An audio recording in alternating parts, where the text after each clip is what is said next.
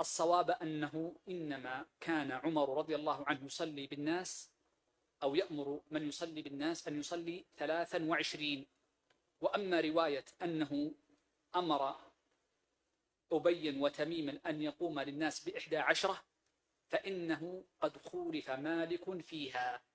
ولذلك يقول أبو عمر بن عبد البر غير مالك يخالفه فيقول أمر عمر بن الخطاب أبي بن كعب وتميم الداري أن يقوم للناس ب21 ركعة، فيكون ذلك من باب تفرد مالك بهذه الرواية.